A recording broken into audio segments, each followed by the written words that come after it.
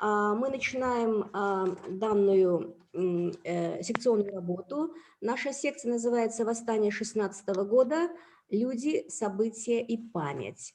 Но «Восстание 16-го года» как академическая тема относится к очень политически и этнически чувствительным темам. Мы все это понимаем. Я не буду говорить о причинах этой чувствительности. И поэтому, когда наша организация 2 года назад инициировала этот проект, то мы понимали, какая ответственность лежит на людях, которые будут либо участниками, либо партнерами проекта. И я с большим удовлетворением хотела бы сказать, что в течение 2 лет мы смогли бесконфликтно и продуктивно завершить данную работу. Итогом стала вот такая книга, которая называется «Восстание 16-го года. Деполитизация и гуманизация знаний о восстании 16-го года». Вот эти 2 качества и 2 подхода одновременно, деполитизация и гуманизация, они являются очень важными для нас. И сегодня, мне кажется, мы сможем через каждый из этих докладов увидеть важные аспекты вот этих направлений, в которых мы работаем. Знания, академические знания, детальные знания о событиях того года, об участниках тех событий, такое, по возможности, беспристрастное использование тех фактов, которые были найдены, мне кажется, является очень важной составляющей таких проектов, которые относятся к числу политически и этнически чувствительных. Я предлагаю работать в таком формате. Мы даем на доклад до 15 минут, никак не больше. За 5 минут я вам покажу значок. И после каждого доклада мы получим по одному вопросу. Затем идет следующий докладчик. Если будет вопрос, мы принимаем и отвечаем один вопрос, и так до конца сессии. Если у нас остается в конце время, то мы получаем еще вопросы, если они есть у слушателей. Как вы относитесь к такому формату? Принято. Хорошо. Замечательно. Я пока не вижу только Джангыл из наших участников. Возможно, она присоединится позже. И тогда первый доклад сделает Асель Санжарбековна Даниярова. Асель представляет фонд Санжарбека Даниярова. И тема у вас у всех на экране. Асель, пожалуйста, ваше время. Спасибо большое, Гульнара, и вообще всем организаторам за эту сессию. Я расскажу об изменении оценок благонадежности киргизов в Семиречье имперскими чиновниками в 1916 году за очень короткий период времени, за лето 1916 года, о том, как они быстро менялись. Эту тему считаю очень актуальной, потому что эти взгляды, эта динамика отражает информационную войну, которую имперские чиновники вели более чем 100 лет тому назад, и которая продолжается в разных формах и в наше настоящее время в разных странах, в разных местах. Можно привести много аналогий. Итак, целью этой информационной войны было формирование образа врага в лице киргизского народа для того, чтобы осуществить свои цели. И информационная война велась в 2 направлениях, в нескольких направлениях, и в частности, можно сказать, что она велась среди народа, и она велась наверх. Ее мишенью было окружение царя и сам царь. Вот в данной презентации я остановлюсь на изменении оценок, которые представлялись царю наверх, его окружению от имени туркестанских чиновников. Как мы все знаем, точка отсчета драматических событий в Туркестане обычно устанавливается 25 июня 1916 года, когда был подписан указ, печально известный указ о реквизиции народцев на тыловые работы. Все мы знаем, что по уставу воинской повинности 874 года и по новому закону коренное население, инородческое, неправославное, не подлежало службе в армии, так же, как, впрочем, и русские переселенцы, прибывшие в Туркестан до 1904 года. Такое положение дел постоянно возбуждало интерес к привлечению к воинской службе новых контингентов населения. И в связи с этим собиралось мнение управляющих территориями о том, возможно ли взять на службу людей в армию. Благодаря этому мы знаем, что думало управление Туркестанского края об этих о лояльности населения, можно ли его взять в армию, или, может быть, они являются врагами Отечества, и их не стоит брать. Киргизское население, которое является, которое мы рассматриваем в данной презентации, как мы все знаем, было расселено по 4 областям, каждая из которых управлял своим губернатором. Вот мнение этих губернаторов было сведено в обширной такой подробной аналитической справке, подготовленной начальником управления по делам о воинской повинности Куколь Яснопольским незадолго до описанных событий.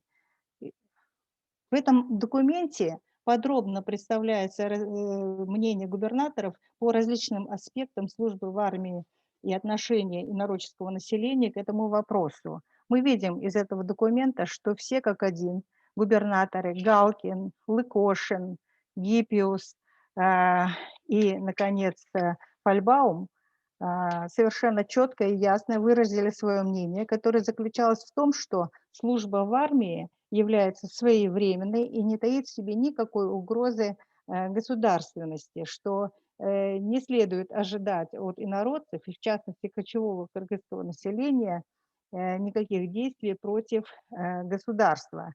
И губернатор Фальбаум, который управлял Семиреченской областью, в которой и были сконцентрированы в первую очередь вот тот контингент, о котором идет речь, то есть кочевое киргизское население. Он даже шел дальше, он считал, что необходимо сформировать дивизион киргизский, кавалерийский, при условии, что управлять им будут русские, и при условии, что этот дивизион не будет служить где-то далеко, а будет служить на территории Туркестанского края. Очень интересно в этом документе также комментарий небольшой Фальбаума о том, что киргизское население, от него не предполагается никаких действий опасных для государства, но если же оно будет уклоняться от службы, то и хорошо, потому что они сбегут в Китай, и на занятых ими землями с большой пользой для края возможно будет разместить русских переселенцев. Вот такой комментарий у него в этот момент возник. С учетом этих мнений управителей областей Туркестанского края был подготовлен законопроект о воинской повинности по личному указу царя в 1915 году, который не дошел до Государственной Думы. Но нам этот документ интересен тем, что в нем вновь констатируется, что вряд ли следует также опасаться неблагоприятных в политическом отношении последствий от проведения киргиз через ряды войск. Этот, как мы уже слышали, документ не дошел до Государственной Думы, тем не менее вопрос постоянно муссировался, обсуждался, и чиновник дипломатического ведомства вновь анализирует мнение губернаторов, и где утверждает даже так: киргизы могут служить на границе, охранять границу Российской империи, и готовность на китайской границе будет значительно, наша боевая готовность будет значительно усилена весьма хорошим по качественному составу элементом. И в этом же документе он вновь говорит о том, что губернатор Фальбаум возбудил ходатайство перед главным начальником края о формировании киргизских сотен, расположенных в Семиречье.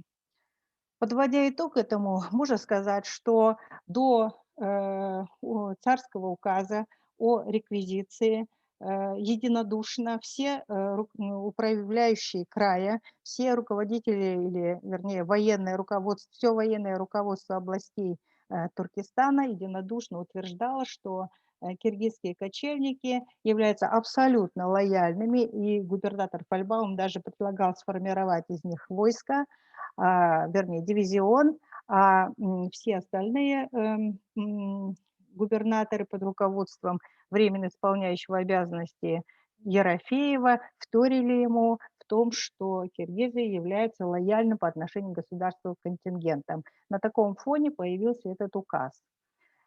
Уже после принятия указа Фальбаум пишет телеграмму Ерофееву о том, что если такая возможность представится, то, может быть, киргизов и не стоит отправлять на тыловые работы, а все-таки сделать из них кавалерийский дивизион в Туркестане. Вот такое мнение. Мы знаем, что в период после выхода указа и до середины июля никаких сообщений от Ерофеева в Петроград не поступало. В ответ он получил довольно грозный окрик, и после этого ему было вменено в обязанность отправлять телеграммы 2, даже 3 раза в день. Из этих сообщений после этого, да, мы знаем, что в этот период в Туркестане начались беспорядки, и в частности в Ферганской, Самаркандской областях, но при этом мы знаем также, что в Семиреченской области было все спокойно. Да, население было взбудоражено, но никаких беспорядков оно не учиняло. Тем не менее, министру внутренних дел идут телеграммы от губернатора Рафеева с нагнетанием обстановки о том, что все плохо, беспорядки, и вдруг мнение губернатора, исполняющего обязанности генерал-губернатора кардинально меняется, и он сообщает о том, что верить людям нельзя. И даже отправляет запрос на введение военного положения во всем Туркестанском крае, включая Семиреченскую область, где никаких беспорядков не было. Вот такие телеграммы он продолжает слать между 16 и 20 июля, где говорит о том, что вот кочевое население едва ли заслуживает доверия, что все их верноподданнические заверения лживы, им нельзя доверять ни киргизам, ни дунганам. Вот, и что русские хотят, что среди киргизского населения кочевого идет антиправительственная агитация. И вдруг, как прямо в сериале, 21 числа, с 21 числа на 180 градусов меняется сообщение, отправляющееся в Петербург, причем большим потоком, о том, что идет общее успокоение и повиновение, и даже приподнятое настроение толпы в Семиреченской области было означено воодушевленным криком «Ура!» в честь государя-императора. Чем объяснить вдруг такое резкое изменение содержания информационного потока из Туркестана в Петроград? Что поменялось 21 июля? А вот что. 20 июля по велению Николая II генерал-губернатором края был назначен Алексей Николаевич Куропаткин, который был, с одной стороны, совершенно не в курсе интриг, и с другой стороны, он был наделен огромными полномочиями и мог в любой момент вмешаться в порядок реквизиции. Таким образом, это назначение резко поменяло характер сообщений из Туркестана в Петроград. Теперь в областях края идет перемена настроения, положение без перемен, везде все спокойно, и народ даже выражает готовность дать нужное число рабочих. Люди возносят молитвы за государя и заявляют о своей полной лояльности. Это большое число телеграмм идет такого содержания в Петроград. Но вместе с приездом, с новым назначением Куропаткина ждет руководство Туркестана, ожидает еще один сюрприз. Благодаря усилиям нового вновь назначенного генерал-губернатора края выходит царский указ об отсрочке. Как отсрочка? Тут же идет запрос, на всех ли она распространяется, на что получается ответ в том, что эта отсрочка касается всех инородцев, ну, очевидно, включая и Семиречье. Тем не менее, семиреченскому населению ничего об этом не сообщается. Но телеграммы продолжают идти военному министру и Куропаткину о том, что спокойствие, перемен при спокойного положения не произошло, все очень хорошо, все очень спокойно и все замечательно. Вдруг вероломное население вдруг стало благостно готовиться к реквизиции. Но ситуация меняется, и прямо накануне 8 числа генерал-губернатор Куропаткин вступает на землю Туркестана, а 6 числа появляются резко отрицательные, негативные сообщения о беспорядках в крае. Подведем итоги этому. Итак, мы видим полную рассинхронизацию сообщений из туркестанской администрации в Петроград и реальных событий, имевших место на территории Туркестанского края, в первую очередь в Семиречье. Сначала до введения высочайшего повеления и сразу после него идут сообщения о верноподданническом отношении кочевого населения Туркестана к царю, государю и службе в армии, и в том числе к о лояльности населения по отношению к государству. Потом 2 недели мы наблюдаем вакуум в информационном потоке, и вводится военное положение, сообщается о том, что идут беспорядки, причем население является лживым, нельзя верить его настроениям. Это при том, что мы знаем через 100 лет после этих событий, что никаких беспорядков в этот момент не было. А далее вдруг, после того, как назначен новый генерал-губернатор и выходит повеление о переносе сроков набора, вдруг сообщается, что инородцы все спокойны, все благостно, все замечательно. И так вплоть до приезда Куропаткина. Но незадолго до его появления в крае резко изменяется ситуация, все становятся опять врагами, и когда новый генерал-губернатор вступает на землю Туркестана, уже инородцы враги Отечества.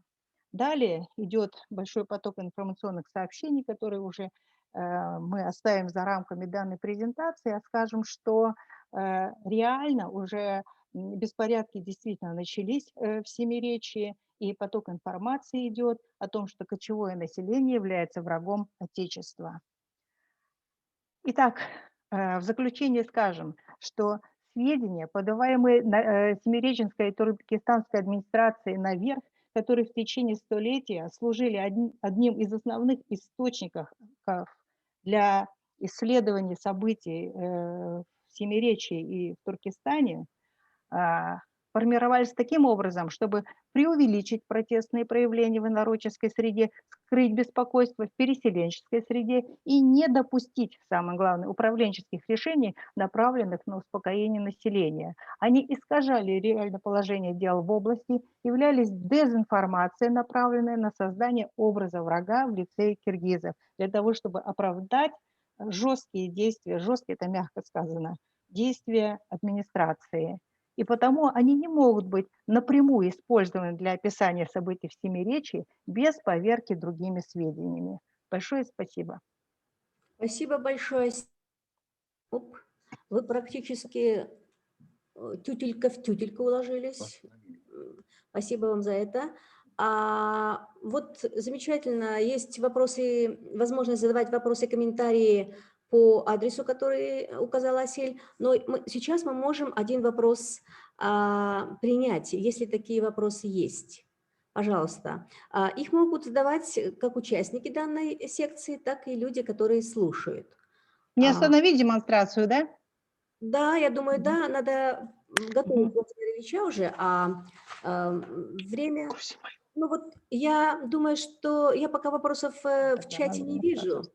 Элита, если вы тоже не видите, тогда я предлагаю перейти к следующему докладу и потом вернуться снова, чтобы не терять время, да? Владимир Ильич, мы вас слушаем. Следующий докладчик – это Владимир Ильич Шварц. Тему доклада вы также видите на экране. Владимир Ильич, ваше время пошло.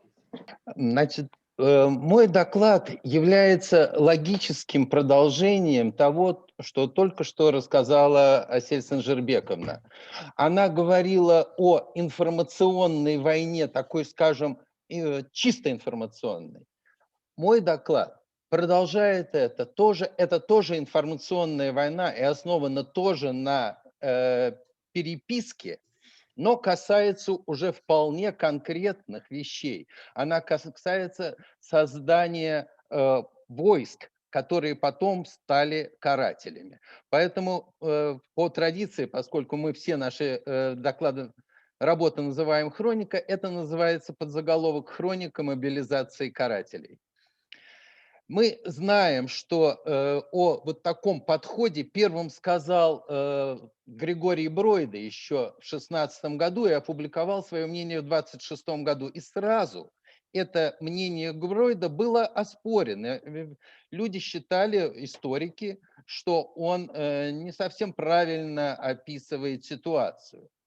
И среди первых критиков теории провокации был известный и очень толковый и такой объективный историк Петр Галуза, который в 29 году опубликовал дневники генерал-губернатора Куропаткина и в комментариях написал: признаком того, что призыв не был сознательной провокацией, является также и то обстоятельство, что мы до сих пор совершенно не имеем фактов, которые бы показывали, что к подавлению могущего быть восстания специально готовились. Это очень сильный контраргумент, очень сильная критика в адрес теории Бройда, поэтому мы занялись именно вопросом, который поставил 91 год тому назад Петр Галуза. Мы задались вопросом выяснить, а готовилась ли впрямь Семиреченская администрация к восстанию заранее. Это главный вопрос, на который мы постараемся ответить в этой презентации. Для того, чтобы разобраться, мы представим участников переписки, которую мы ниже будем изложить. В переписке участвовали три города, три были субъекты ее. Прежде всего, это Николай II, как Асель говорила, он был главным, ну, поскольку это император, он был главным субъектом, на который была направлена любая информация. И в Петрограде находилась вся верхушка военного министерства. Это военный министр Шуваев, его заместитель Фролов и начальник генерального штаба генерал Беляев и его заместитель генерал-лейтенант Аверьянов. Это вот петроградская группа участников переписки. Вторая группа – это Ташкент. Здесь был уже упомянутый Асель Михаил Родионович Ерофеев, который исполнял временно должность туркестанского генерал-губернатора. Причем он сначала исполнял ее при Марцине до 20 июля, а с 20 июля по 8 августа он, будучи единственным главным начальником в Ташкенте, он уже был исполняющим дела при генерал-адъютанте Куропаткине. И, конечно, генерал-адъютант Куропаткин, который переместился из Петрограда в Ташкент как раз в период этой истории. И третий город – это, конечно, Верный, где главный начальник Семиреченской области, военный губернатор Фальбаум Михаил Александрович, он был главным участником всей этой переписки. Вот три группы, которые участвовали. Ну, точка отсчета, естественно, 25 июня. Что произошло после этого? После этого 29 числа Ерофеев пишет Фальбауму, как и всем остальным губернаторам, призывает его на совещание, которое должно состояться в Ташкенте. Но поскольку Фальбаум далеко, он получает разрешение не ехать в Ташкент, но пишет ему Ерофеев: во всяком случае, ваше соображение касательно всего изложенного благоволите телеграфировать теперь же, подробности может доставить почтой. И благодаря вот этому разрешению мы знаем, что 1 июля написал Михаил Александрович Фальбаум Ерофееву. Он написал очень интересно. Нахожу крупные противоречия между требованием рабочих от туземного населения и привлечением инородцев к обыванию воинской повинности. То есть это то, о чем говорила только что Осель. Фальбаум считал, что киргизы вполне пригодны для того, чтобы служить Отечеству с оружием в руках. Но это письмо, эта телеграмма ушла 1 июля. А 9 июля, совершенно неожиданно, Фальбаум посылает по тому же адресу Ерофееву следующую большую телеграмму, квинтэссенция которой сводится к следующему. Ходатайствую усилить войска области ввиду призыва рабочих мусульман формированием 4 отдельных казачьих сотен. Общее количество казаков, которые предлагает мобилизовать срочно Фальбаум, 632 человека. И на это просит ни много ни мало 300 тысяч рублей. Эта телеграмма 13 июля практически без изменений Ерофеев пересылает в генеральный штаб, где, в составе которого находится мобилизационный отдел, который как раз и занимается такими вопросами. 11 июля Фальбаум, который только что считал, что все будет хорошо, вдруг начинает следующие разговоры. Приступить теперь же к фактическому набору рабочих невозможно. И дальше, вот в этой телеграмме от 11 июля, он пишет. Во избежание недоразумений сообщаю, что указанный в вашем письмом номер 591 порядок передвижения рабочих, я считаю, после 41, то есть после телеграммы 41.90 уже отмененным. То есть в промежутке между 1 и 11 июля в Верный пришла некая телеграмма, которая принципиально изменила взгляды Фальбаума. К сожалению, эта телеграмма номер 4190 нами не обнаружена. Более того, вот на этом листе есть письмо, есть записка канцелярии, что письмо 4190 не зарегистрировано в исходящих документах. Но стоит пометка Н.М. Булатов. Н.М. Булатов – это начальник переселенческого управления в Туркестане. Это человек, прибывший туда незадолго по специальному распоряжению Министерства земледелия и отвечавший за переселенческую политику. Именно от него ушла вот эта телеграмма 4190, которая переломила полностью взгляды и намерения Фальбаума. Тем временем запрос о создании казачьих частей приходит в Петроград, и оттуда 18 июля начальник мобилизационного отдела, который временно исполнял обязанности начальника генерального штаба, Петр Александрович Аверьянов, сообщает, формирование казачьих ополченческих сотен требует призыва казачьего ополчения, что не представляется возможным, потому что для этого необходимо обнародование высочайшего манифеста. И он говорит, что можно призвать запасные части, но формирование это признается нежелательным. Эта телеграмма 18 числа уходит из Петрограда, а 19 июля, когда она доходит до Фальбаума, он уточняет свои пожелания. И смотрите, как формулирует в телеграмме на имя Ерофеева Фальбаум. Ближайшую нуждою считаю развернуть конно-разведческие команды 3 дружин, запрячь 4 пулемета, особливо желательны батареи и ополченческие сотни. С кем собирается воевать? С рабочими с этими? С помощью батарей, пулеметов и ополченческих сотен. Это 19 июля. Но 20 июля, как уже говорила Осель, происходит очень существенное событие. Все в Туркестане узнают, что они, запугивая фактически царя, они немножко перегнули палку. И он не только ввел военное положение, но и назначил нового главного начальника, который совершенно не в курсе дел о том, что там задумали в Семиреченской области.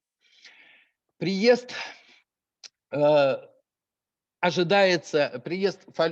Куропаткина ожидается с большим опасением. Но было принято решение план, который был составлен, не менять. И поэтому Ерофеев жалуется уже в Министерство внутренних дел, что Фальбауму получен отказ на формирование сотен.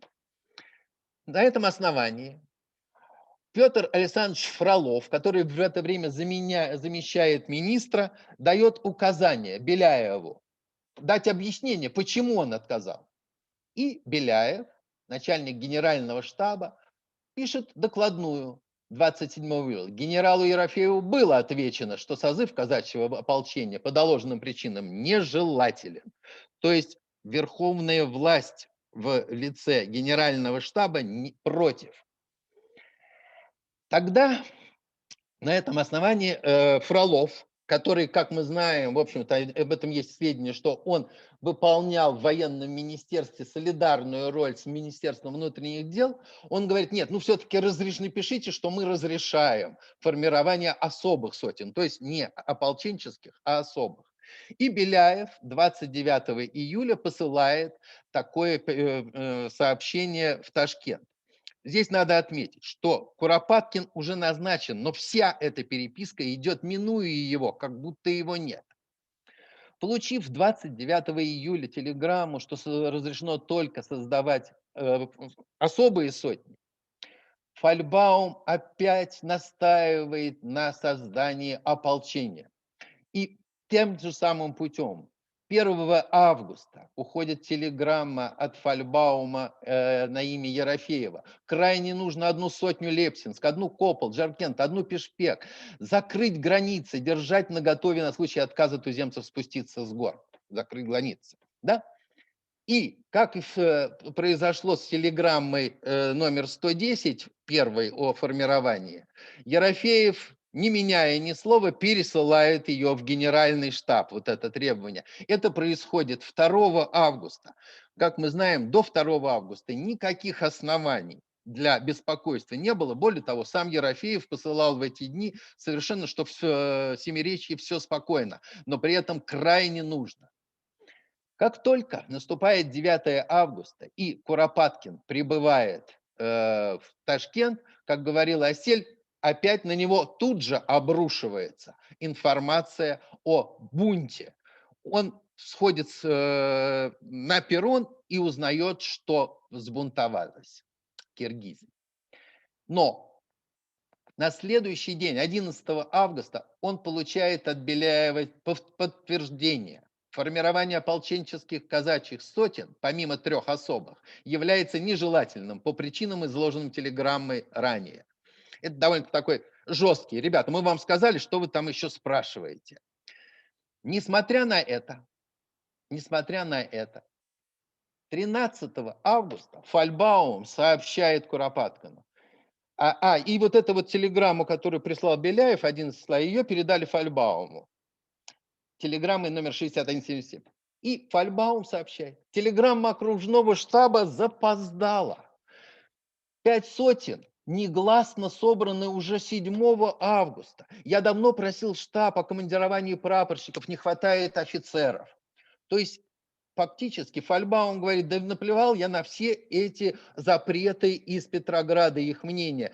У меня есть другая вводная, и я ею следую, я исполняю другие планы.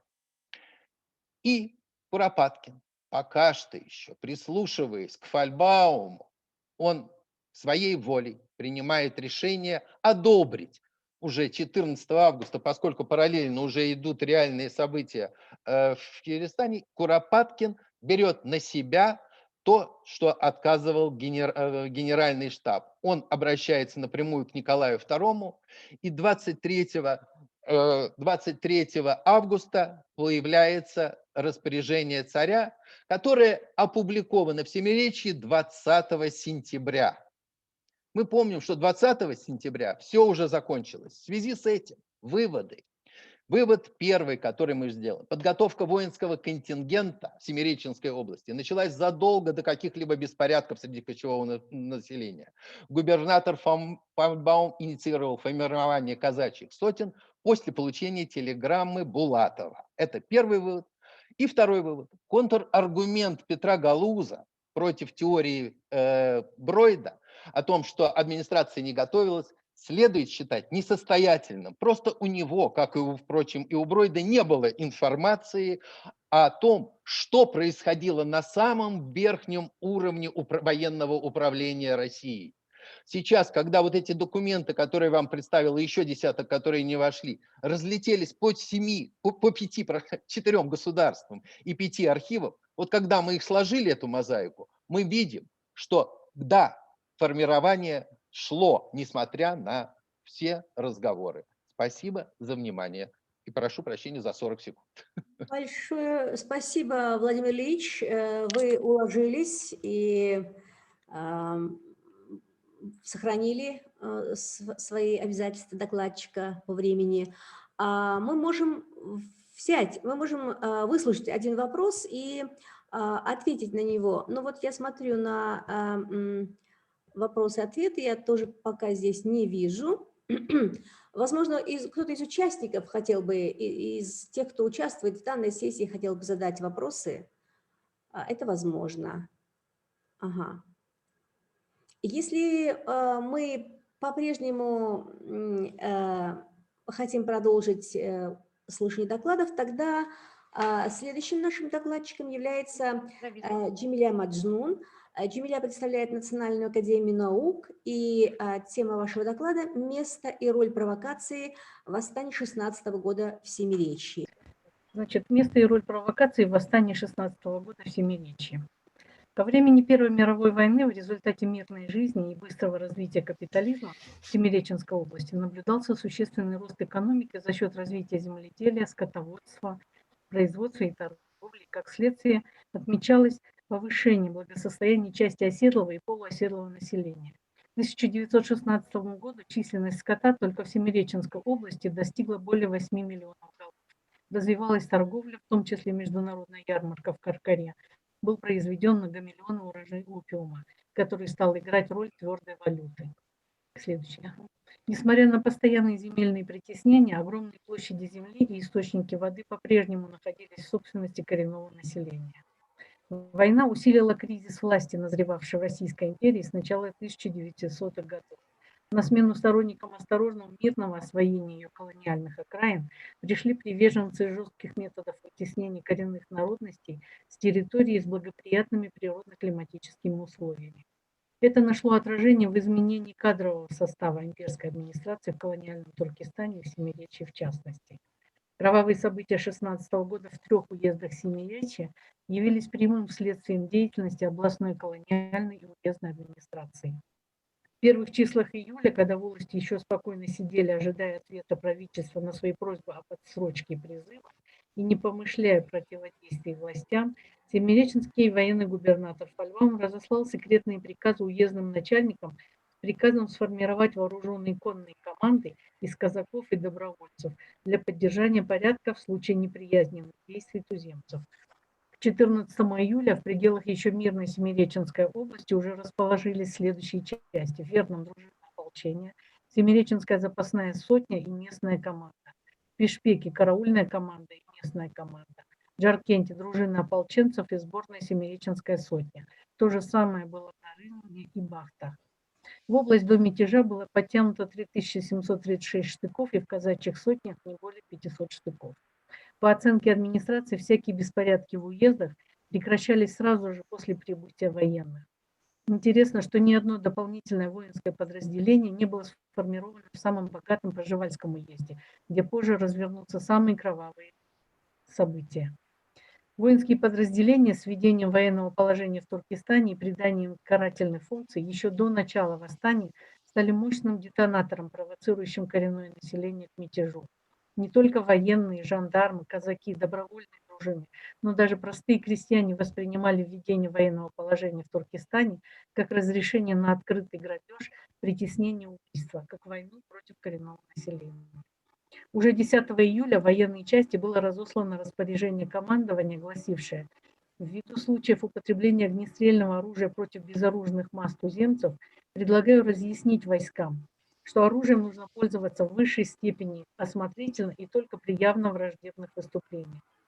Таким образом, военные начали стрелять по безоружному коренному населению уже в первых числах июля, а киргизы стали нападать на русские селения только через месяц, в начале августа. 18 июля 2016 года военный министр приказал Фольбауму доносить о настроении населения области 3 раза в сутки.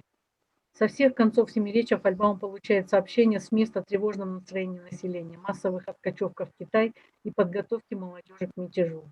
Начальник 6-го штаба ополченского корпуса писал Куропаткину, что неудовольствие киргиз не вылилось бы в форму восстания, если бы местной администрацией были приняты соответствующие меры, так как о брожении, происходящем среди киргиз, было заведомо известно администрации.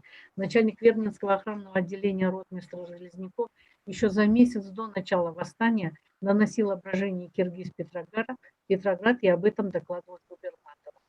Но несмотря на все видимые признаки зреющего недовольства среди коренного населения, Фольбаум 3 раза в сутки, весь июль и первую декаду августа отправляет в Ташкент сообщение о том, что в крае все спокойно, в основном без перемен. Такие же сообщения посылались Фольбауму и уездным начальникам Пржевальского уезда полковником Ивановым, вплоть до начала восстания в его уезде. Так как вызванные слишком рано войска могли предотвратить восстание, помешать ограбить эти самые богатые уезды Семиречья и вытеснить его жителей с территории проживания. 1 августа, когда население киргизских властей уже составило списки и дожидалось призыва рабочих, Фольбаум доложил в Ташкент командующему войсками о том, что в целях придачи карательным отрядам подвижности он вынужден был разрешить реквизировать лошадей у населения. Это был приказ, который фактически разрешал карательным отрядам производить откровенный грабеж еще мирно сидящих киргизских властей. Реквизиция лошадей и транспорта у населения по непосредственному приказу Фольбаума производилась в течение нескольких месяцев и продолжалась даже после прекращения беспорядков во всех властях Семиречья. Фактически, под предлогом борьбы с предполагаемыми мятежниками, военные по указанию военного губернатора Семиречья попросту грабили мирное население. Отобранный у населения скот военные продавали с аукциона, обрекая население на полное обнищание. По приказу Фольбаума все деньги, вырученные за продажу скота и имущества населения, должны были перечисляться на его счета. В Пржевальском уезде беспорядки начались только через неделю после этого приказа, который в немалой степени спровоцировал нападение киргизов на русских крестьян. В Семиречье укоренилась практика изъятия земли у туземного населения даже сверх тех земель, которые изымались переселенческим управлением.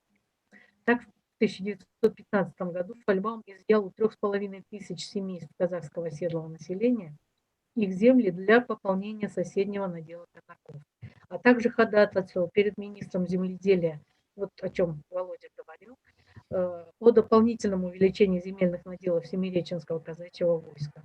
Помимо местного казачества на эти земли претендовало и военное министерство, планировавшее раздать их солдатам и офицерам, отличившимся на фронтах Первой мировой войны.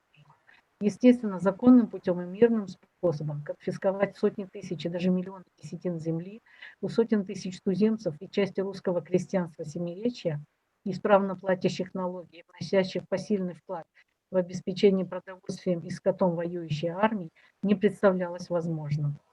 Удобный случай провернуть эту операцию представился в день выхода высочайшего повеления о призыве инородцев на тыловые работы 25 июня 2016 года. Именно в этот день министр земледелия Наумов удовлетворил просьбу наказного атамана Семиреченской области Фольбаум об увеличении земельных наделов 5 станиц Семиреченского казачьего войска путем смещения киргизов, занимаемых и обрабатываемых ими угодий. Это объясняет тот факт, что именно в этих уездах Семиречья трагические события 2016 года приняли самый кровопролитный характер, и именно отсюда была вытеснена значительная часть коренного и русского населения. То есть задолго до восстания эти земли Семиреченской области колониальные власти планировали очистить от коренного населения. Во многих уездах области беспорядки явились следствием откровенной провокации администрации в лице полицейских, туземных жандармов, казаков и переселенцев, преследовавших цель отъема у коренного населения земли, скота и уема. Фольбаум признавался, что среди русских были злостные провокаторы, полагавшие, что бунт киргизов принесет выгоды русским, как при подавлении мятежа, так и после возможной конфискации земель. Крестьяне запугивали киргизов, говоря, что их пустят на линию огня, мол, русские и немцы будут стрелять друг в друга, а вы будете между ними окоп вырыть. Интересно, что в горной непригодные к земледелию районы, администрация посылала переводчиков, которые с успехом разъясняли населению, что их берут не на войну, а как рабочих за плату. Население успокаивалось и соглашалось добровольно выполнить указ о мобилизации. В властях же, экономически благополучных и богатых плодородной почвой, туземное начальство с подачи представителей русской администрации, наоборот, подбивало население к мятежу. Жандармы полицмейстера Поротикова арестовывали всех, кто мешал распространению ложных слухов, провоцирующих население к бунту. Истинные цели администрации при провоцировании конфликта в 2016 году выразил Куропаткин после подавления восстания. Он отмечал, необходимо, чтобы туземное население усвоило, что пролитая русская кровь карается не только казнью виновников, но и отобранием земли у туземцев, оказавшихся недостойными владеть ею. Куропаткин разработал проект конфискации земель в районах, где была пролита русская кровь, и создание там 5 казачьих станиц из выходцев Уральского казачьего войска, карателей восстания. Речь здесь идет о тех землях, которые Фольбаум просил изъять у киргизов для увеличения наделов Тимиреченского казачьего войска задолго до восстания. Самые большие площади земли были конфискованы в Семиреченской области. Весь Пржевальский уезд был освобожден от киргизского населения. По Пешпекскому, Пржевальскому и Джаркентскому уездам предполагалось сместить более 37,5 киргизских хозяйств почти с 2,8 миллионов гектаров. А 2403 хозяйства Пешпекского уезда предполагалось сместить на земли других уездов. Куропаткин, отмечая, что в Пржевальском уезде были случаи, что киргизов безжалостно убивали уже после их усмирения, полагал, что при такой обстановке возвращение киргизов, изъявивших покорность в места их прежнего жительства, совместную вперемешку с русскими совершенно невозможно. Им нужно отводить земли там, где нет русского населения. Итак, сосредоточив в своих руках всю полноту власти, Фольбаум целенаправленно и планомерно осуществлял свой первоначальный план, в результате которого были истреблены и вытеснены в Китай сотни тысяч кыргызов, казахов, донган, уничтожены десятки русских и киргизских селений, разрушена экономика самых богатых уездов Семиречья.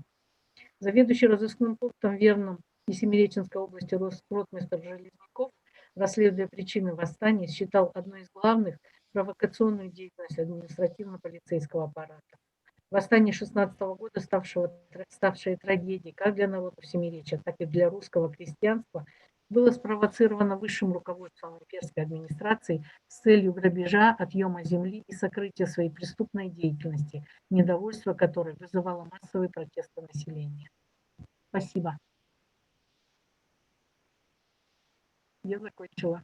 Джамиля, большое спасибо. Вы даже чуть не добрали своего времени, несколько минут. Большое вам спасибо за очень четкий временной график. Есть ли вопросы? Я напоминаю, что участники панели могут задавать также эти вопросы друг другу. Скорее, комментарий есть, что Хорошо, Джамиля. удивительно. Асель, это ваш комментарий? Да, это мой комментарий. Я просто хочу сказать, что мы не знали содержания выступления Джамили Маджун, но каким-то удивительным образом все наши 3 темы сплелись, можно сказать, в единый клубок. И как будто вот мы договорились, мы пришли к одним и тем же выводам разными путями, и одинаково охарактеризовали последовательность событий. Можно я тоже добавлю? И при этом мне было очень приятно, что та информация, которая была в наших докладах, не повторялась у Джамили. Она говорила другие, приводила документы, другие факты, в том числе для меня совершенно новые, что очень интересно. Но говорящие, свидетельствующие, поддерживающие ту же самую. Владимир Ильич, Асель Санжарбековна, за ваши комментарии. Мы тогда перейдем к следующему докладу. Здравствуйте. Представляет Кыргызский государственный университет имени Рабаева. Уважаемые участники конференции, тема моего доклада «Скорбная кровь течет в наших жилах. 3 ürküne памяти кыргызов». данное исследование рассматривается вопрос вынужденной миграции уркун кыргызов в Китай, Синьцзян-Уйгурский автономный район 1916 до 1934 года. Исследование было проведено на основе полевых исследований, проведенных на территории Китая, где компактно проживают кыргызы, поселившиеся в результате вынужденной миграции. Основой исследования составляют материалы полевых наблюдений в двух кыргызских национальных селах или Казахской автономной области, Китайской Народной Республики, городах Кулджа и Нылкы.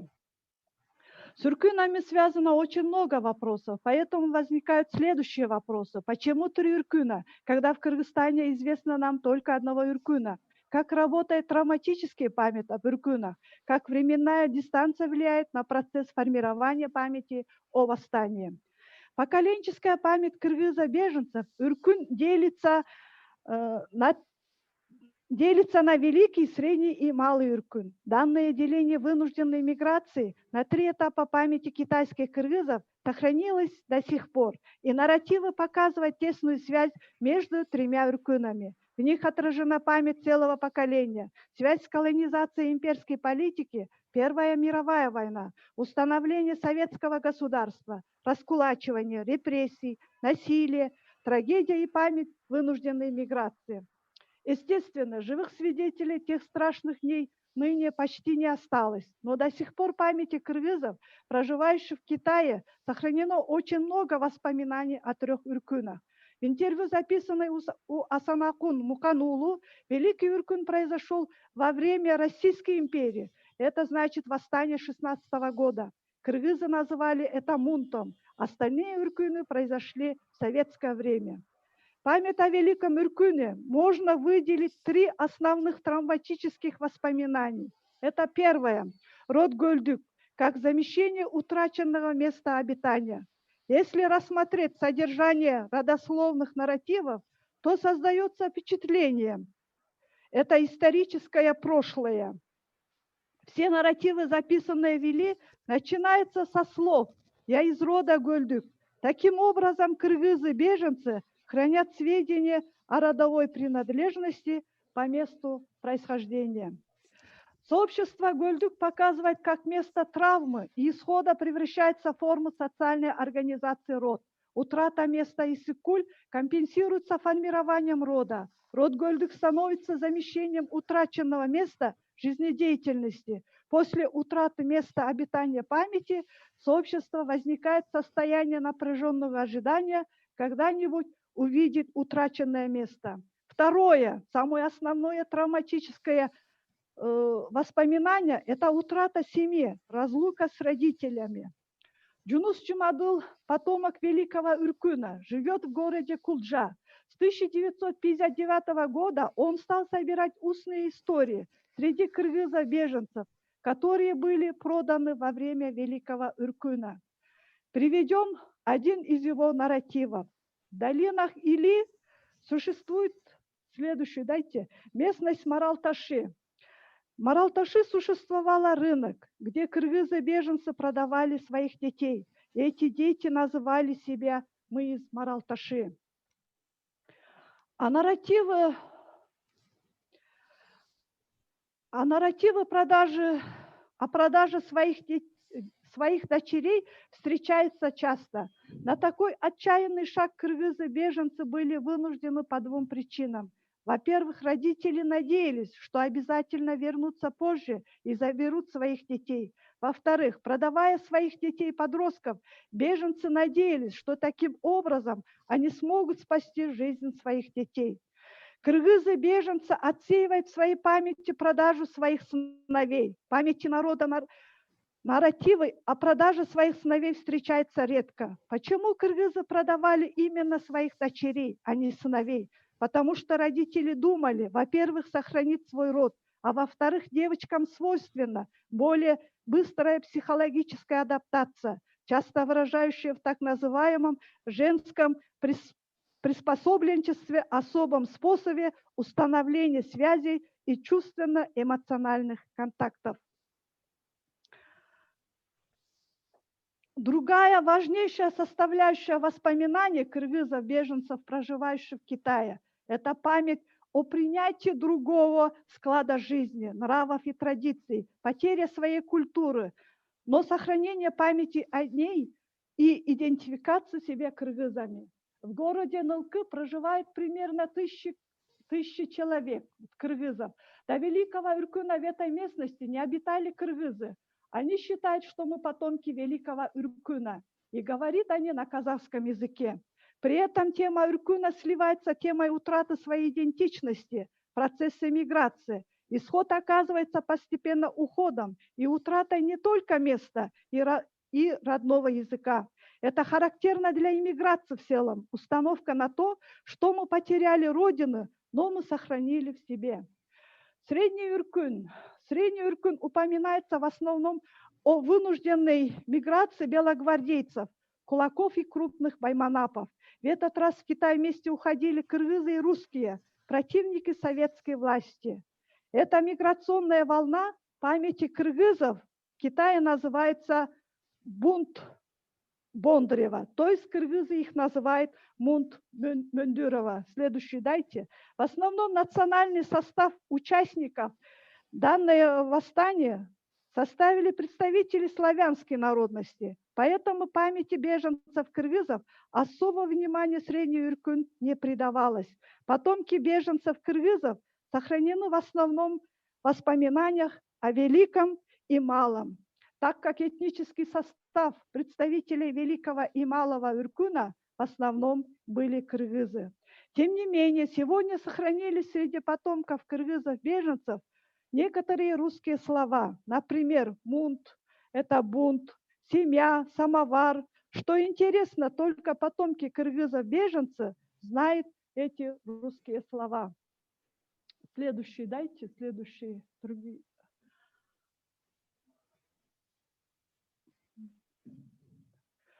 Тема Үркүна сливается с темой утраты своей кыргызской идентичности в процессе миграции. Исход оказывается постепенно уходом и утратой не только места, но и рода, и родного языка. Великий Үркүн связан с темой утраты места и его компенсации при помощи символического родства. Другой дайте, пожалуйста. Это карта Среднего Үркүна. Другой, следующий слайд. О Среднем Үркүне сохранилось только один нарратив, вот вы видите на экране. Кокшал заселялся людьми, которые бежали из Совета. Это было связано с мунтом Мөндюрова. Мы их называем пришедшие после этого мунта. Но красные пришли следом этих людей, истребили их на нашей земле, на территории Китая. Раньше старики показывали место массовых истреблений, но, к сожалению, я не могу точно вспомнить. Но могу приблизительно указать, когда проходили мимо этой земли, читали Коран и почтили память. Следующий, пожалуйста. Исследуя это событие в нарративах, можно понять те события, которые произошли во время вынужденного миграционного движения. То есть это 1920 года, 5 ноября. Естественно, возникает вопрос, кто такой Мөндюров, то есть Бондарев. Почему до сих пор сохранены в памяти кыргызов нарративы этого насилия? Следующий дайте, пожалуйста. Это пограничный пост, который проходили именно этого в долинах реки Тоюна. Следующий, пожалуйста. Это восстание, Нарынское восстание, надолго осталось в памяти народа и унесло множество жизней. Нарынское восстание было жестоко подавлено. Расстреляно 213 человек на Рыне по приговору выездной сессии облчк. И расстреляли еще массу людей в Караколе, в Токмаке, Пишпеке и в Алмате. Карательные меры продолжались до 1921 года. Следующий слайд, пожалуйста. Вы видите в экране отрывок газеты, которая была опубликована, список расстрелянных в Пишпеке, которые были участниками этой Нарынского восстания. Следующий слайд, пожалуйста. Народной памятью кыргызов Китая именно тех, кто сражался против советской системы, мало известно, за редким исключением. Мы знаем по истории, что в эти годы на территории современного Кыргызстана произошло несколько кулацких мятежей. Это в Караколе, Беловодске, Таласе. Но, к сожалению, в Китае нам не удалось услышать другие нарративы о Среднем Иркуне. В целом, о Среднем Иркуне в Китае сохранено очень мало устных историй. В отличие от китайских кыргызов, в памяти проживающих народностей Кыргызстана, дунган, татар, русских и украинцев, он сохранился довольно хорошо. Эта трагедия памяти этих народностей описывается как жестокое насилие со стороны советской власти. Малый Иркун. Малый Иркун, следующий, дайте вот Малый Иркун. Малый Иркун кыргызов произошел во время коллективизации, сопровождавшейся ликвидацией классовых врагов советской власти и раскулачиванием 1928-1933 года. Примененная в отношении зажиточных крестьян и средняков насильственная политика советской власти вынудила байманапов и среднезажиточных крестьян к массовому бегству в Синьцзянь. Годы проведения политики коллективизации в советском государстве стали печальными страницами в истории кыргызского народа.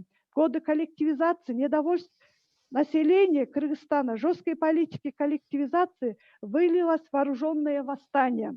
То есть эти восстания произошли 1930-1931 годы. Это восстание, Таласское восстание, то есть она называется Дмитриевское восстание, Чирикское восстание, она получила Акчубакское восстание. Восстание произошло и в Иссык-Кульской долине, это Темировка, Григорьевка, Бостери, Балыкчы и Тып. Все эти восстания были жестоко подавлены. Уцелевшие от насилия вынуждены были уйти в чужую страну. У них не оставалось другого пути.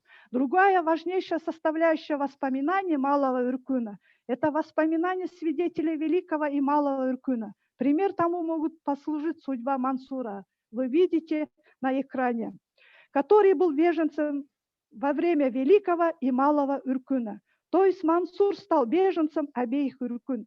Он был участником тех событий, которые произошли в 1916 году и бежал от насилия карательных отрядов Российской империи в Китай. Мы не знаем, когда он вернулся на родину. Мансур в годы коллективизации опять был вынужден бежать в ту страну, где когда-то испытал травматический опыт. В народной памяти кыргыза-беженцев, в отличие от Среднего Иркуна, до сих пор рассказывает множество нарративов о насилии. Именно в годы Малого Иркуна, в отличие от кыргызов, проживающих в Китае. Однако в Кыргызстане в советское и даже постсоветское время произошло противоположное. Память о жертвах вынужденной миграции раздроблена и распылена. Память не входила за пределы различных групп и семей жертв, переживших это насилие. До сих пор в учебниках по истории Кыргызстана вынужденная миграция не освещена, но память об этой насилии сохранилась болью и горечью в сердцах простых людей. Спасибо за внимание. Гульнара Романовна. Замечательно. Я только поднимала, что у вас всего минутка осталась, как вы уже завершили. Спасибо за очень сконцентрированную и дисциплинированную презентацию, Гульзада. Мы можем, мне кажется, сейчас уже давайте выслушаем и следующий доклад, и потом сделаем общее обсуждение. Джанлу представляет Иссык-Кульский государственный университет, и у Джанлу тема, которая звучит так: воспоминания восстания 16 года по материалам Каракольского архива.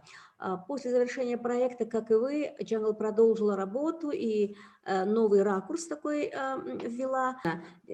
Пожалуйста, понятно. Тема моего доклада – это воспоминания восстания 16 года по материалам, Каракольского областного архива. В Каракольском областном архиве хранятся уникальные рукописи известного кыргызского филолога, тюрколога, профессора, заслуженного деятеля науки Кыргызской республики, академика Гусейна Гарасаева. Ну, я не буду останавливаться на его биографии, потому что время ограничено, но Гарасаев родился в 1901 году, годы жизни по 2000-е годы, село Кенгсу, Тюбского района. И, значит, я хотела сказать, что на основе архивных рукописей Гарасаева, который был очевидцем и свидетелем восстания 16 года, я хотела проанализировать его воспоминания о трагических событиях того времени. Также свои рукописи Гарасаев предоставил в Каракольский областной архив в 1996 году. Вот я фотографию, значит, с архива взяла, когда он, значит, сдавал свои рукописи, и фотография с 1997 года, за 3 года до его смерти. Значит, в своем анализе рукописи Гусейна Гарасаева я отталкиваюсь от теории травмы. То есть в изучении драматических событий, в изучении драматических и кризисных событий в истории разных народов, в том числе кыргызского, мы сталкиваемся с травматическими воспоминаниями, оказавшими влияние на повседневную жизнь человека. Анализ культурных травм с точки зрения социологии, значит, представлены такими учеными, как Питер Штомка, Джеффри Александр, Сергей Ушакин и Рон Айерман. Они внесли существенный вклад, значит, в понимание того, каким образом травма выступает не только психологическим механизмом, но и социальным конструктом. И важным фактором возникновения травматических воспоминаний является социальная среда, в которой находится человек. Значит, польский социолог Питер Штомка считает, что травма – это коллективный феномен, значит, состояние, переживаемое группой, общностью, обществом в результате разрушительных событий, интерпретируемых как культурно-травматическое. Травма в терминологии Сергея Ушакина понимается не только как единовременное событие, резко изменившее жизнь человека, но и как процесс, который продолжает влиять на отношение людей к их прошлому, настоящему и будущему. В задачу моего исследования входило выяснение того, каким образом осознавалось и интерпретировалось восстание 16 года в воспоминаниях Гарасаева, который был сам свидетелем этих трагических событий, и какое влияние имело это событие на его дальнейшую жизнь. Меня слышно, да? Вас слышно очень хорошо. Продолжайте, пожалуйста. Да. В своих воспоминаниях, потому что интернет исчезает, значит, о событиях 16 года академик Гарасаев, он, значит, свои воспоминания сам подразделил на такие вот, будем говорить, главы, да, о времени восстания 16 года, история на границе, о жизни в Текесе, о кыргызской девочке в китайской семье, кыргызская женщина, ставшая калмычкой, и возвращение на родину. Говоря о времени восстания, очень коротко скажу, потому что время уже подумать, да, значит, о времени, то он вспоминает о том, что, да, народ был мрачный, село Кенгсуйси, где он жил, они возмущались тем, что, значит, начали брать на тыловые работы юноши с 19 до 31 года, и вот люди, так сказать, вот такие слухи, значит, будоражили народ, и люди собирались по 5-6 человек, и значит, они собирались, и при этом они одновременно готовились, значит, к восстанию, готовили вилы, топоры там и так далее. Некоторые богатые семьи готовили оружие. И потом уже он рассказывает о том, что как его отец, как бы, значит, вместе с односельчанами они перешли, значит, и там у них есть, как бы, через маленькую гору, да, и оказались в селе Отрадном, где жили. Значит, по словам его отца, вот он говорит о том, что пьяные кыргызы, напившись бозо, убивали кур, свиней, сожгли 2-3 дома на краю села. Отец тогда горько высказался: если нет толкового предварителя, то люди идут на такие плохие дела. Кроме того, также он в своих воспоминаниях останавливается на столкновении повстанцев с жителями Тюб, села Тюб. И, значит, столкновение между повстанцами и жителями Тюб потерпело поражение. Значит, в этот момент был убит Бирскельди. Кыргызы, как ни пытались окружить село, все равно, так сказать, его взять не смогли. И здесь Карасаев в своих воспоминаниях говорит о том, что высказался о причинах восстания и ставит вопрос, кто был повинен в таком положении дел. И здесь он говорит, что я хочу высказать свою точку зрения. Сразу хочу сказать, что в этом виновны наши кыргызские акимы простого кыргызского народа, боролись за власть. Они почти все поголовно были безграмотными и хорошо знали, как надо будоражить народ. В их голове не укладывались такие понятия, как честь рода и их сохранение. Значит, и он говорит о том, что кыргызы были в подчинении большой державы, но несмотря на это, значит, вот недальновидные вот кыргызские акимы болуши, значит, ну, как бы призывали народ к восстанию. Вот он как бы вот сетовал на это. Также он говорил, что в столкновении или восстании 16 года большую роль сыграли слухи. Потом был не важнейшим, одним из таких слухов было, что в солдаты записывали детей из бедных семей, а детей манапов и аферистов не стали вносить в эти списки. И вот эти вот как бы слухи, они тоже будоражили народ и, значит, как бы толкали в... Джангл. Дальновидность и ужас мышления манапов и болушей. Ваши пожалевшие дети при бегстве в Китай, куда они делись? Вы не только детей, но и все наше население довели до самого дна. Более 40% кыргызского населения вы истребили. Значит, и вот он говорит о кыргызах, куда они, направление их, значит, как бы побега. В своих воспоминаниях Карасаев также был согласен с мнением Кыдыраке, который, вот как он об этом пишет. И только один человек из Иссыкуля, Кыдыраке, сказал народу: о мои сородичи, я как член Государственной Думы 2 раза побывал в Санкт-Петербурге. С моего места жительства, начиная от Джергалага до самого Санкт-Петербурга, живут русские. Крошечный мой народ в одну ладонь может стать жертвой, если попадет в немилость русского народа. Эти слова Кыдыраке, значит, не понравились, значит, некоторым, они стали кричать, топать ногами об землю, агитировать людей в другую сторону. И на этом собрании, значит, вот, где выступал Кыдыраке, сам присутствовал Хусейн Карасаев.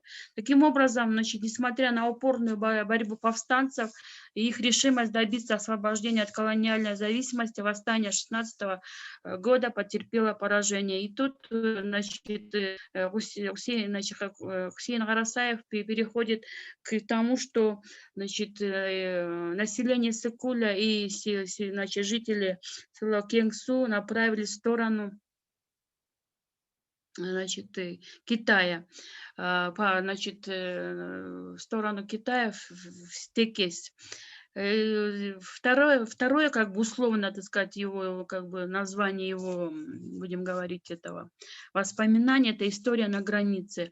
Здесь, когда он говорит о истории на границе, то, конечно, он описывает, как они переходили границу, какие жертвы потерпел кыргызский народ, переходя через снежные перевалы. После перевалов они дошли до кыргызско-китайской границы. На границе столпилось очень много народу, кыргызов, казахов, и тут когда-то сказать, за ними уже, значит, гнались, ну, значит, российские отряды с вооружением, то тогда уже на границе они ринулись через границу и оказались, значит, около такой реки, как Музарцу. И вот он описывает, как они переходили реку Музарцу, и на этой реке Хусейн Карасаев говорит о том, что погибла большая часть кыргызов, и он в своих воспоминаниях говорит, что я бы тоже погиб, но меня спасла та лошадь, потому что отец предвидел, и ему дали более такую большую, видимо, крепкую лошадь, и он сказал, что я спасся, но мимо меня проплывало, значит, имущество, скот, и очень много кыргызов, которые не смогли добраться до другой стороны реки и уплыли. То есть умерли и погибли. Стоял огромный шум, крики. В этой воде утонула большая часть кыргызов, и я это видел своими глазами. Значит, в своих воспоминаниях Хусейн Карасаев с болью вспоминает о, значит, парнях, о девочках, о женщинах, которые остались в Китае. Значит, и он прям говорит, что они до сих пор стоят перед моими глазами, как уводили девочек на границе Калмыкии, как уводили, значит, девочек китайцы. То есть вот это вот как бы он настолько с болью об этом говорит, и потом вот здесь он еще приводит, вот у него отдельно прям о кыргызской девочке в китайской семье, как она, значит, сказковала по родине, и увидев, что он разговаривает на кыргызском языке, передала женщине-казашке, чтобы он сделал ей 2 комуза, озгомуза, и он смог сделать, привез эти озгомузы, и, значит, эта девочка, на примере этой девочки он хотел показать, как кыргызы тосковали по родной земле, по своему укладу жизни, по кыргызским музыкальным инструментам, по всему кыргызскому, и как драматично складывалась их жизнь на чужбине. Также у него отдельное прям это воспоминание, кыргызская женщина, ставшая калмычкой, то есть вот, ну, как бы обходя вот этот в Тепкесе поселение, значит, ему сказали о том, что в такой-то семье живет кыргызка, которая стала калмычкой, и он решил, значит, попроведать ее, с ней поговорить. Когда он подошел к этой женщине, она говорила на калмыкском, тогда он сказал, что кыргызский язык вы уже не признаете. Тогда она, значит, услышав это, она заплакала и стала говорить свою историю о том, что во время Уркуна она, значит, как бы, когда она приехала, вот, ну, как бы они, беженцы, оказались в Китае, то насильно, значит, она вышла замуж за калмыка, и теперь она не может, значит, никто ее не ищет, потому что она 2-3 раза сбегала, но ее обратно возвращали, рвали волосы, и поэтому она начала говорить, вот, что я родила от калмака сына, и теперь я его воспитываю, но не могу возвратить к себе на языку. Да, теперь я хочу сделать очень короткий вывод значит, по воспоминаниям Гусейна Гарасаева. То есть хочу сказать, что травматические воспоминания Гарасаева о пережитых событиях во время восстания связаны с гибелью огромного количества людей на перевалах, на границе, о насилии над беженцами, кыргызами со стороны китайцев, уйгуров, калмаков прослеживается через все его рассказы. Утрата кыргызами своей родины, земли, родственников, имущества стоят в центре воспоминаний академика Гарасаева, которые оставили глубокую травму и рану на всю его жизнь. Воспоминания Гарасаева о восстании 16 года ценны тем, что они передают его живой опыт и отражают личностное восприятие этих травматических событий. Таким образом, в процессе воспоминания происходит проговаривание травмы, которая служит средством выхода из психотравмирующей ситуации культурной травмы. Для современного кыргызского общества историческая память академика Гарасаева о восстании 16 года является ценностной опорой национального самосознания, основой идентичности, объединяющей общество сильнее всех других символов. События 16 года, воспоминания Гарасаева показали, что кыргызский народ перенес страшные испытания, но дух нации не был сломлен. Для нас и для молодого поколения нужно, значит, это извлечь уроки, сохранить о них память и сделать все возможное для укрепления независимости и свободы современного Кыргызстана. Коротко. Спасибо большое, Джамыл. В достаточно экстремальных условиях вы смогли донести свою основную мысль. И исследование, которое вы тоже в экстремальных условиях смогли сделать. Я благодарю всех участников за ваш вклад в данную секцию. У нас есть 4 минуты. 4 минуты, и я предлагаю оставить их для комментариев друг друга, для выражения каких-то рефлексий, может быть, возникших во время докладов. Пожалуйста, микрофон ваш. Я просто хотела очень коротенький вопрос Джангел Буконтаеву задать о том, что речь идет о рукописи, опубликованной в 1993 году в сборнике «Уркун», или это еще одна рукопись? Да, я хотела хотела ответить. Значит, в Каракольском областном архиве хранятся рукописи Карасаева. Потом я нашла книгу, значит, которая называется «Хусейн Нама», которая «Баштан Өткөн» или «Пережитое». И я, когда читала, значит, вот о восстании 16-го года отдельную главу, то там вот из тех рукописей, с которыми я работала из архива, оказывается, эти рукописи были, значит, написаны, как бы они издана книжка, вот «Хусейн Нама», но там есть вот с теми рукописями, которые работала я, и еще, значит, есть и другие, оказывается, рукописи, я не знаю, как вот, ну, в общем, вот в этих главах, вот с теми рукописями, с которыми я работала, они опубликованы. И еще, кажется, есть рукописи, которых я вот в Каракольском архиве почему-то не видела, но вышла книга отдельно, как вот воспоминания Хусейна Карасаева о, значит, восстании. Нет, вообще Хусейн Нама — это вся его жизнь, но отдельно глава еще вышла. Хорошо.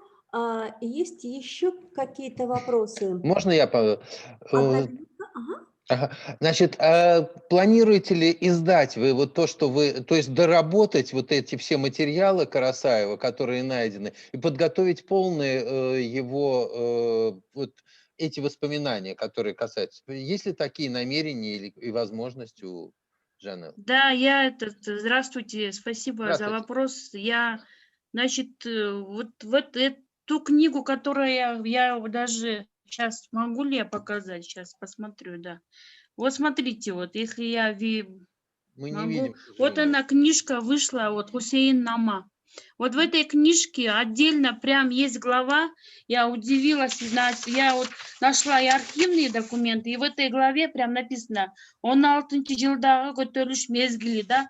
И вот я хотела сказать, что я переводила вот эту всю, я не все дословно, но я постаралась перевести те, так сказать, основные моменты. Вы уже в докладе услышали вот о восстании 16-го года, вот эти даже главы он подразделил. И я сейчас, да, готовлю большую статью, значит, по воспоминаниям Хусейна Карасаева. И вот как бы вот черновой вариант статьи я уже отослала Гульнар Романовне и вот организаторам конференции. Спасибо. Вот в связи с тем, что Владимир Ильич сказал, Джамал, я как раз, когда просматривала ваш доклад и слушала сейчас, мне кажется, вот методологически здесь очень важный аспект, как меняются эти воспоминания. Хусейн Карасаев прожил долгую жизнь, и если бы мы могли посмотреть хронологически те фрагменты, которые он написал, допустим, в очень советский период, да, потом, когда он писал в постсоветский период, в конце жизни, если бы можно было сравнить, как опция, да, и как интерпретация его меняется, мне кажется, было бы очень важно, потому что в связи с 2016 годом социально-политический контекст и социально-политическая атмосфера имеет принципиально важное значение на то, как человек интерпретирует. Да? Это не только в Кыргызстане, не только по 2016 году, это вообще связано с воздействием больших обстоятельств на субъективную точку зрения. Да? Иногда она бывает не совсем субъективной, а сделаны так, чтобы звучать в унисон, да, с большими обстоятельствами вокруг. Но мне кажется, это очень важный аспект, на который вам нужно будет обратить, если вы решите писать статью. Но в любом случае... Я хотела еще добавить, Гульнар Романовна, хотела добавить, что я не перевела, там большой такой был кусок о том, что, значит, он прям пишет вот в этой книге, а в рукописях нет, кстати, о том, что его друг, значит, уже постсоветский, видимо, период, или не советский, видимо, период, постсоветский период, и он пишет о том, что меня бы репрессировали бы, но дело в том, что, оказывается, были люди, которые, ну, следили вот за его деятельностью, биографией, и был такой разговор среди вот, ну, вот тех людей, которые вот репрессировали выдающихся кыргызских деятелей, что а сколько же лет было Хусейну Карасаеву, когда было восстание? И оказывается, значит, вот его годы жизни написали не 1901 год, да, по документам, а 1904 год, оказывается, написали. И получается тогда, значит, к моменту восстания, если 94 год, то это ему 12 лет. И вот эти люди, которые, так сказать, за ним вот как бы хотели его уличить в том, что он был за Баев, за, так сказать, за, ну, будем говорить, вот с идеологической точки зрения, что уличить в этом и, видимо, хотели репрессировать, но он говорит, вот прям воспоминает, так как меня написали в 1904 году, а реально я родился в 900 году, то меня это спасло. Вот это я вот обнаружила. Спасибо. Это такие вот те самые детали, которые на самом деле проясняют очень многое. Хорошо, уважаемые организаторы, мы завершаем сессию. Уважаемые участники, спасибо вам большое. У меня был большой вопрос У нас еще один вопрос появился. Ребекка Рамсей говорит нам огромное спасибо за фантастическую, за замечательную сессию. Вот вам большое спасибо за замечательную сессию, уважаемые участники. Ну, комментарий у меня был такой, очень коротко. Владимир Ильич, Асель Санжарбековна и Джемиля, может быть, как-то этот вопрос имеет общее отношение к вам. Он для рефлексии, может быть, не для ответа сейчас, потому что время мы перебрали. Помните, есть такое критическое замечание доктора Тамахико Уямы и Аминат Чокбаевой о том, что на эти события можно было бы смотреть не сквозь призму теории провокаций, да, или подходов, связанных с провокациями, а, возможно, здесь есть какая-то другая логика, связанная с непредсказуемостью, с сложностью самих обстоятельств, которые окружали люди, в которых оказались люди в 2016 году.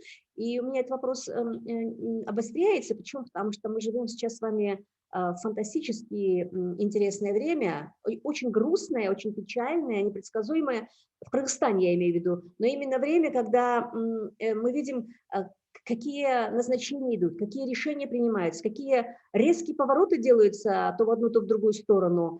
И искать в этом провокацию чью-то, внешней силы, третьих сил, или смотреть это с точки зрения внутренней логики, вот это вопрос, который остается для меня очень большим.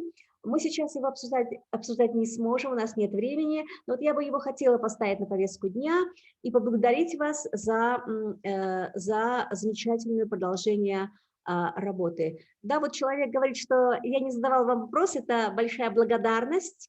Мы вас благодарим за то, что вы нас... So, thank you very much for your participation in our session. And, вот, я поблагодарила тоже человека. Всего хорошего. Мы должны закончить сессию, потому что у них будет следующая работа.